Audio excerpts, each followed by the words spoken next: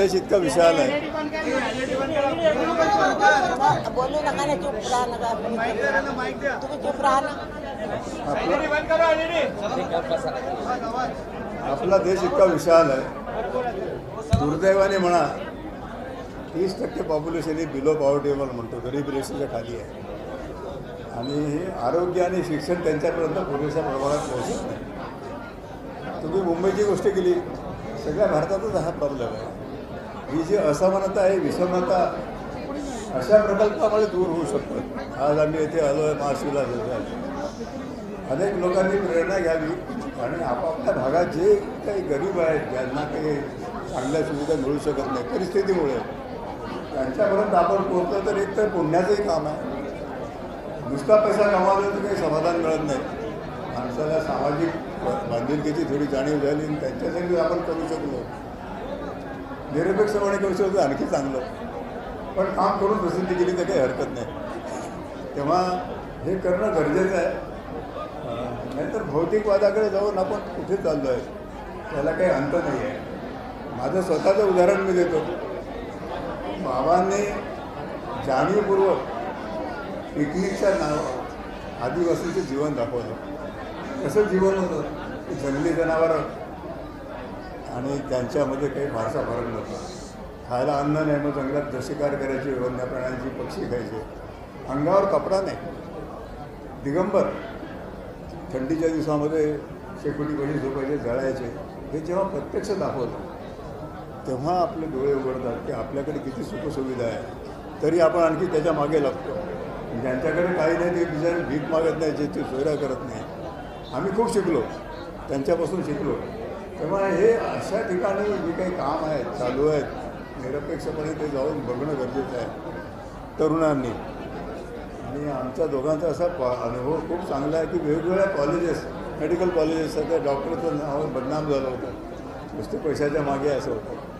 पण बरेचसे मेडिकल कॉलेजनी आम्हाला बोलवून आमच्या कामाबद्दलचे अनुभव ऐकून घेतले. त्यातले काही जण प्रेरणा उचलून वेगवेगळ्या भागात सेवा तर करतात, नाही सेवा करता आधी आठवड्यातून काही दिवस त्या भागात जाऊन त्यांना कमी पैशामध्ये किंवा फ्री सेवा देता येते. ही पण एक सेवाच आहे. तेव्हा हे एक्सपोजर आपल्या देशामध्ये जे आपले भाऊबंद आहे असं समजून आपण आपल्या बालभारतीच्या पुस्तकामध्ये पहिल्या पानावर आहे, आम्ही सारे भारतीय आणि सारे भारतीय माझे बांधव आहे. ते नुसतं पुस्तकात न राहता त्याचं थोडंसं जर अंमलात आणलं तर आपला देश खरोखरच मग सुपर म्हणजे काय महासत्ता होईल त्याची मला खात्री वाटते. तर आपल्या माध्यमातून हा मेसेज गेला तरुणांपर्यंत तर त्याचा नक्की फायदा होईल. कारण आम्ही 50 वर्षामध्ये जर सांगू शकतो की आम्ही परिपूर्ण जीवन जगलो तर हा खरोखरच त्याच्यामध्ये आपल्याला जे समाधान मिळतं ते पैशाने मिळू शकत नाही.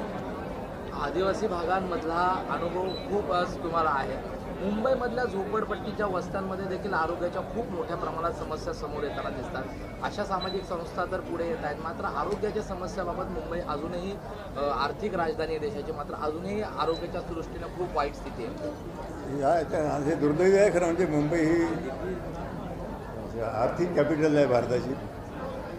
अशा ठिकाणी इतकी असमानता किंवा विषमता असणं आपल्या देशाला लांछन आहे. तेव्हा प्रयत्न करायला पाहिजे. शासनाच्या लेवलला ते प्रयत्न करतील, पण प्रायव्हेट डॉक्टर्स किती आहेत? त्यांनी जर आपल्या मनात थोडंसं सामाजिक बांधिलकीची जाणीव ठेवली तर ठिकठिकाणी पूर्ण वेळ काम देणं सगळ्यांना शक्य नाही, ते कठीणही आहे. पण आपल्या जीवनातला काही वेळ त्यांच्यासाठी दिला तर त्यांना चांगल्या प्रकारची औषधं आणि औषधोपचार होऊ शकेल. ते शिक्षणाचं आहे. शिक्षणामध्ये विषमता आहे आणि आम्ही ते सिद्ध करून दाखवलं की ज्यांच्याकडे आईवडिलांकडे कपडे नाही, अन्न नाही, पण शिक्षणाची संधी दिली तर सगळ्या क्षेत्रामध्ये त्यांनी नाव कमावलं. तेव्हा संधी देणं हे गरजेचं आहे. म्हणजे संधी कोण देणार? ज्याच्याकडे आहेत, सुविधा आहेत, त्यांनीच त्या दिल्या तरच त्यांच्यापर्यंत पोचते.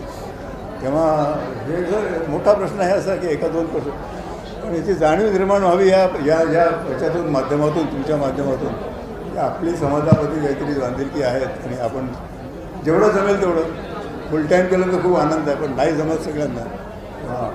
जेव्हा वेळ मिळेल तेव्हा शनिवार रविवारी आहेत वेगवेगळ्या माध्यमातून जे काम करत राहिले तरच सगळ्यांचा फायदा होईल. एकीकडे मोठ्या प्रमाणात कट प्रॅक्टिसिंगचा प्रकार वारंवार समोर येतो. बरोबर. अशा वेळेस तुमच्यासारख्या संस्था असतील, आज ह्या संस्थेने जे काम केलेलं आहे, कसं पाहता याकडे? हे खरं म्हणजे आमच्यासाठी नवीन आहे, कारण आम्ही जंगलात आमचं हॉस्पिटल चालवतो, तर तिथे याचा हे शब्दच नाही आहेत. बरोबर आहे. पण शहरात चालू आहे आणि ते वाईट आहे, ते वाईट आहे.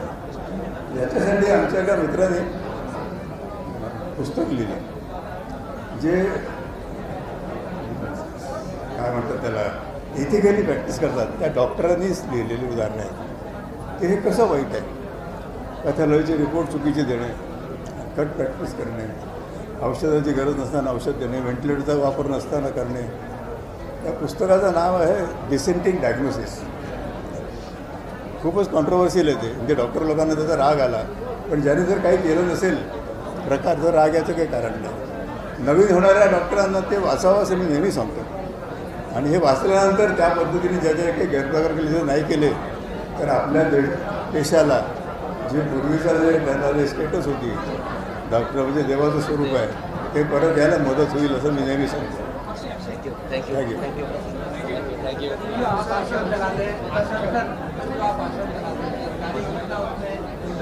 क्या लगता है सरकार को, जैसे आप एक चला रहे हैं, जैसे सरकार को भी सभी जगह कैसा रहती है?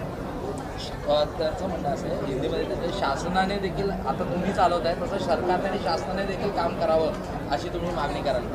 नाही, शासनाचं ऑलरेडी इन्फ्रास्ट्रक्चर आहे सगळीकडे आहे, नाही पोहोचत. और ये अकेला शासन का दोष नहीं है. डॉक्टर वहाँ जाने के लिए उनकी इच्छा नहीं होती है, वो लगता है हमको पनिशमेंट पोस्टिंग है. देहातों आज जो मंडाक्स प्रतिष्ठान का माँ शीला क्लिनिक का दूसरा वर्धापन दिन है. इस दिन में आज के 2 साल के कार्यक्रम में